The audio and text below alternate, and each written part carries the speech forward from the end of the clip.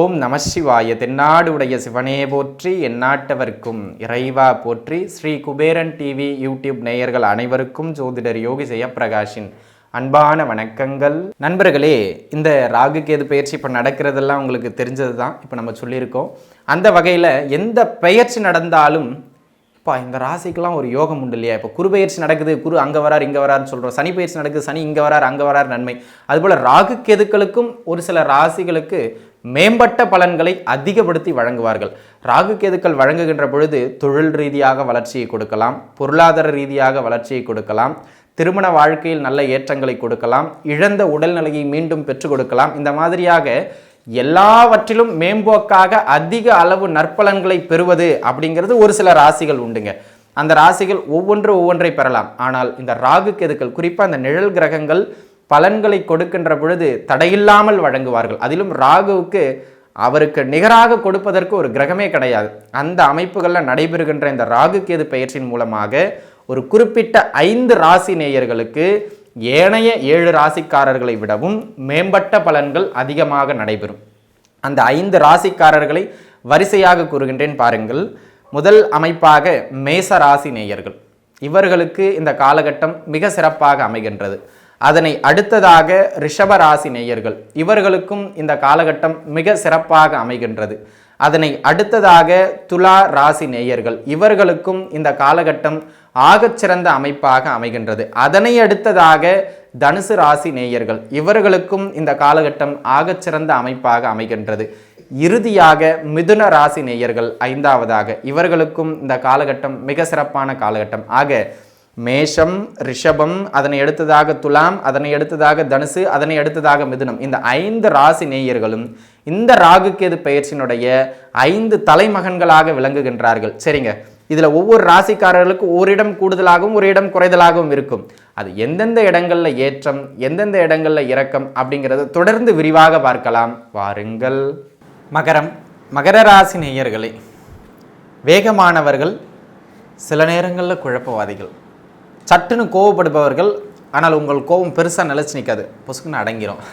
இந்த மாதிரியான குண அமைப்புகள் கொண்ட மகர ராசி நேயர்களே, உங்களுக்கு ஏற்கனவே 7.5 சனி அமைப்புகள், அதில் பாத சனி என்கின்ற அமைப்புகளில் குடும்பஸ்தானத்தில் சனி பகவான் சென்று கொண்டிருப்பது உங்களுக்கே தெரியும்னு நினைக்கிறேன். ஏன்னா அந்த வகையில் சனி பகவான் கும்ப ராசியிலே 2ஆம் இடத்துல அமர்ந்து கொஞ்சம் கலகிக்கிட்டு இருக்காரு. தற்பொழுது இந்த சூழ்நிலையில் உங்களுக்கு இந்த ராகு கேது பயிற்சி நடைபெறுகின்றது. அந்த அமைப்புகளில் சாதகமான இடம்னு சொல்லக்கூடிய 3ஆம் இடத்திற்கு ராகு பெயர்கின்றார். 10ஆம் இடத்திலிருந்து இதுநாள் வரையிலும் சில இடர்பாடுகளை வழங்கி கொண்டிருந்த கேது பகவான் 9ஆம் இடத்திற்கு நகருகின்றார். 7.5 சனி ஒரு புறம் நடந்தாலும் உங்களுக்கு நற்பலன்களை ஓரளவு அதிகப்படுத்தி தருகின்ற காலகட்டம், அல்லது உங்களுடைய தீமைகளுக்கு முற்றுப்புள்ளி வைப்பதற்கான ஆரம்ப புள்ளியாக இந்த ராகு கேது பயிற்சி நடக்கின்றது. இன்னொரு 6 மாதம் கழிச்சு அடுத்ததாக பார்த்தீங்கன்னா குரு பயிற்சி நடக்கும். அது உங்களுக்கு இன்னுமே மிக சாதகமான இடத்துக்கு போகிறார். ஆக இந்த ராகு கேது பயிற்சியினுடைய பிற்பகுதியிலிருந்து மகர ராசிக்காரங்களுக்கு 7.5 சனியாக நடந்தாலும் ஒரு வகையில் ஏற்றம் உண்டு அப்படிங்கிறத நீங்கள் புரிஞ்சுக்குங்க. சரி, என்ன நற்பலன்கள், அதுக்கு போயிடுவோம், வளவலன்னு பேச வேண்டாம். முதல் அமைப்பாக வெளியூர் வேலைவாய்ப்புகள், வெளிமாநில வேலைவாய்ப்புகள், வெளிநாடு வேலைவாய்ப்புகள் அப்படின்னு யாரெல்லாம் ட்ரை பண்ணிக்கிட்டு இருக்கீங்களோ அவங்களுக்கு அந்த வெளியூர், வெளிமாநிலம், வெளிநாடு சார்ந்த வேலைவாய்ப்புகள் கிடைக்கின்ற நல்ல காலகட்டம். இது முதல் விஷயம். இரண்டாவது, ஏற்கனவே அங்கே இருக்கிறவங்களுக்கு அங்கே நீடித்து தங்கிறதுக்கான அங்கீகாரங்கள் கிடைக்கின்ற காலகட்டம். இது ஒரு நல்ல விஷயம். அதனை அடுத்ததாக பொருளாதார ரீதியாக வெளிநாட்டில் சம்பாதிச்சு கொடுத்துட்டு இருக்க கடன் தாங்க கட்டிகிட்டு இருக்காங்க. அந்த கடன் சுமை மடமடன்னு குறையும், குறிப்பாக அந்த ராகு கேது பயிற்சியினுடைய பிற்பகுதியில். அது ஒரு நல்ல விஷயம். நல்ல வேலை வாய்ப்புகள் கிடைக்கின்ற காலகட்டம். ஆக உத்தியோகத்திற்கு தாராளமாக நீங்கள் முயற்சிக்கலாம். ஓரளவு உங்களுக்கு தகுதியான நல்ல வேலை வாய்ப்புகள் கிடைக்கும். அது ஒரு மேன்மை. அதே போலவே இந்த காலகட்டத்தில் தொழில் ரீதியாக இதுநாள் வரையிலும் 7.5 சனியின் காரணமாக பெரும் நகர்வு இல்லாமல் இருந்திருக்கும்.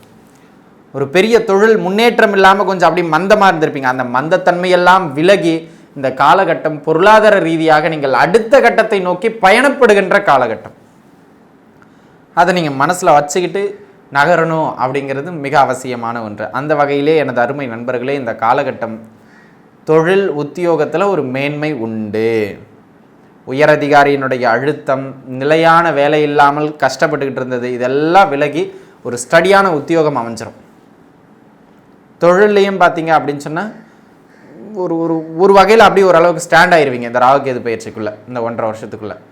அப்பா பரவாயில்லப்பா, என்னென்னவோ கஷ்டப்பட்டு அப்படி இப்படி ஓரளவுக்கு செட்டில் ஆகிட்டோம்ப்பா தொழிலில் அப்படிங்கிற மாதிரி நீங்கள் மூச்சு விடலாம் ராகுகேது பயிற்சியின் இறுதியில். அந்தளவுக்கு தொழில் வளர்ச்சி நிச்சயமாக அமையும். இது நாள் வரையிலும் 4 காசு சேமிக்க முடியாமல் சிரமப்பட்டு கொண்டிருந்தவர்களுக்கு கூட 4 காசு சேமிக்கக்கூடிய சிறப்பான அமைப்பாக இந்த ராகுகேது பயிற்சியின் பிற்பகுதி அமைகின்றது. கல்வியில் குழந்தைகளுக்கு ஓரளவு நல்ல ஏற்றம் உண்டு. அதே போல் இந்த காலகட்டத்தில் பார்த்தீங்க அப்படின்னு சொன்னால் சுப விரயங்களை ஏற்படுத்துகின்ற காலகட்டம். உங்களுடைய குடும்ப சுப நிகழ்வுகளுக்காக செலவுகளை செய்வீர்கள். அந்த மாதிரியான ஒரு சிறப்பு காலகட்டம். திருமண முயற்சிகள் கைகூடி வரும். குறிப்பாக ராகுகேது பயிற்சியினுடைய பின் 1 வருடம்லாம் அல்லது பின் 9 மாதம்லாம் திருமணத்திற்கு மிக மிக ஒரு என்ன சொல்லுதுங்க, ஒரு நல்ல யோக அமைப்பாக அமைகின்றது. அந்த வகையில் திருமண அமைப்புகள் பின் 9 மாதங்களில் அழகாக கைகூடி வரும். தாராளமாக முயற்சிக்கலாம்.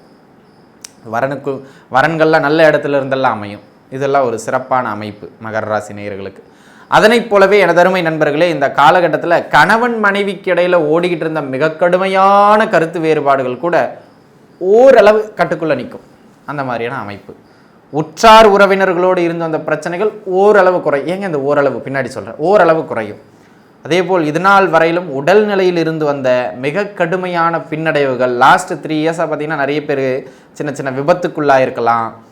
ஹெல்த் ரிலேட்டடாக கொஞ்சம் நீடித்த மருத்துவ செலவுகளை வச்சுருந்துருக்கலாம். இந்த மருத்துவ செலவுகள்லாம் குறைஞ்சி நார்மல் ஆகிற ஒரு அமைப்பு இந்த காலகட்டத்தில் உங்களுக்கு உண்டு அப்படிங்கிறத நீங்கள் மனசில் வச்சுக்கிட்டோம். ஆக எனது அருமை நண்பர்களே, இந்த காலகட்டத்தை பொறுத்த மட்டிலும் மகர ராசி நேயர்கள் எதிலும் சற்று நிதானத்தன்மையை பின்பற்றிட வேண்டும் அப்படிங்கிறத மனசில் வச்சுக்கிட்டு நகருங்க. நிதானத்தன்மையோடு நீங்கள் அடுத்தடுத்த காலை வச்சிங்கன்னா அழகாக செட்டில் ஆகிட்டு போயிடலாம். தொழிலில் தைரியத்தோடு வைங்க, ஆனால் நிதானமாக வைங்க. 7.5 சனி போய்கிட்டு இருக்கிறதுனால அவ்வளவுதான். ஆக சொத்துக்கள் வாங்குகிற காலகட்டம், வீடு வாங்குகிற காலகட்டம், படிப்பில் ஏற்றம், கல்யாண அமைப்பு கிடச்சிரும். குழந்தை பாக்கியமும் நன்முறையில் கிடைக்கின்ற ஒரு காலகட்டம். தாயாருடைய உடல்நிலையில் ஏற்றம் உண்டு. தாயாரோடு இருந்து வந்த கருத்து வேறுபாடுகள், மனசங்கடங்கள் எல்லாம் விலகுகின்ற காலகட்டம்.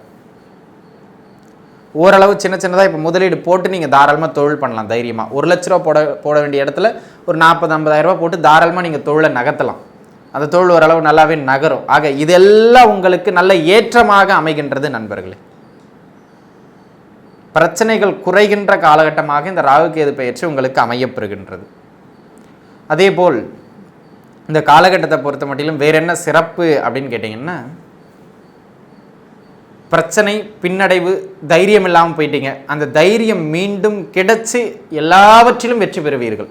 தம்பி உடையான் படைக்கஞ்சான் என்பதனைப் போல சகோதர உறவுகள் யார் எதிரே நின்றார்களோ அவர்களே தற்பொழுது கூட நிற்பாங்க துணையை. அந்த மாதிரியான காலகட்டம். சரிங்க, இதெல்லாம் சிறப்பு. எங்கெல்லாம் கவனமாக இருக்கணும்?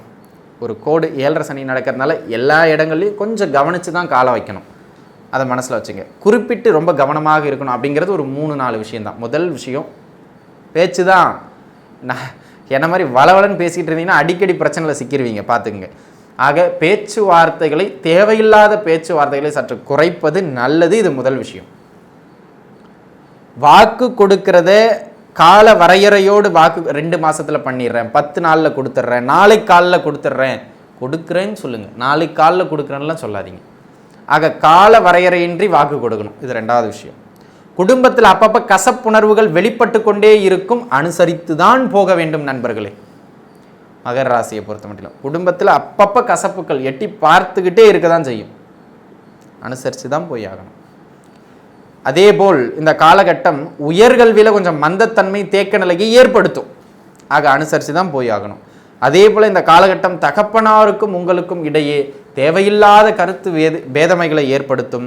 தகப்பனாரை பெரிதாக எதிர்த்து கொள்வது வேண்டாம். அல்லது தகப்பனாருக்கு மருத்துவ தொந்தரவுகளை கொடுக்கும். தகப்பனாரினுடைய ஆரோக்கியத்தில் கவனம் செலுத்தணும். இந்த வேலையில் பார்த்தீங்க அப்படின்னு சொன்னால் சின்ன சின்ன மாற்றங்கள் வரும். ஒரு வேலை கிடைச்சதுக்கப்புறம் இந்த காலகட்டத்தில் வேலையை விடணுங்க, டப்புன்னு வேலையை விட்டு வேலையை தேடுற வேலையெல்லாம் பார்க்கக்கூடாது. சரிங்களா? அந்த மாதிரி வேலை மாற்றம், புது வேலை கிடைச்சதுக்கப்புறம் இருக்கிற வேலையை விடணும். அதை பார்த்துக்கணும். இல்லைன்னா வேலையை விட்டு தேடுற வேலையை கொஞ்சம் கஷ்டமாக தாமதமாயிடுச்சுன்னா கஷ்டமாக போயிடும் குடும்ப நிலை. அதை மனசில் வச்சுக்கணும். ஆக இந்த இடங்கள் தான் நீங்கள் கொஞ்சம் கவனமாக இருக்கணும் அப்படிங்கிற இடங்கள். அதில் குறிப்பாக கொடுக்கல் வாங்கல், இதை சொல்ல மறந்துட்டேன். கொடுக்கல் வாங்கல்களை மேக்ஸிமம் பெருசாக வச்சுக்காதீங்க, அது இல்லாமல் இருக்கிறது தான் உங்களுக்கு நன்மை. அந்த மாதிரியான அமைப்புகளை பார்த்துங்க. ஆக அன்பு நண்பர்களே, உங்களுக்கு பரிகாரம் அப்படின்னு சொன்னால் பைரவர் வழிபாடு சாலச்சிறந்த அமைப்பு. பைரவ வழிபாடு செய்யுங்க. சனிக்கிழமை தோறும் மாலை நேரத்தில் போயிட்டு ஒரு நல்லெண்ணெய் தீபம் ஏற்றி வழிபாடு செய்யுங்க. அவருடைய வழிபாடு உங்களுக்கு சகலத்திலும் நல்ல மேன்மைகளை பெற்றுக் கொடுக்கும். ஆக எனது அருமை நண்பர்களே, மகர ராசி நேயர்களை பொறுத்த மட்டிலும் இந்த காலகட்டம் உங்களுக்கு ஒரு 50-55% நன்மைகளை நிச்சயமாக வழங்குகின்ற நல்ல காலகட்டமாகவே அமைகின்றது. உங்களுடைய துன்பங்கள் விலகி நன்மைகள் நடைபெறுவதற்கான ஆரம்ப புள்ளியை இந்த ராகுகேது பயிற்சியினுடைய பிற்பகுதி உங்களுக்கு வைக்கும். ஆக ஒரு நல்ல ஏற்றத்தை அடையப் போகின்றீர்கள். உங்கள் பிரச்சனைகள் எல்லாம் குறைய போகின்றது. இந்த பதிவு நிச்சயம் உங்களுக்கு பயனுள்ளதாக அமைந்திருக்கும் அப்படின்னு நான் நம்புகிறேன். மீண்டும் இன்னொரு நல்ல பதிவில் உங்கள் அனைவரையும் சந்திக்கும் வரை உங்களிடமிருந்து விடைபெறுவது உங்கள் ஜோதிடர் யோகி ஜெயப்பிரகாஷ். நன்றி, வணக்கம். ஸ்ரீ குபேரன் டிவியை பார்த்தமைக்கு நன்றிகள். மேலும் இது போன்ற தகவல்களை தெரிந்து கொள்ள ஸ்ரீ குபேரன் டிவியை சப்ஸ்கிரைப் செய்யுங்கள். மறக்காமல் பெல் ஐக்கானை கிளிக் செய்யுங்கள்.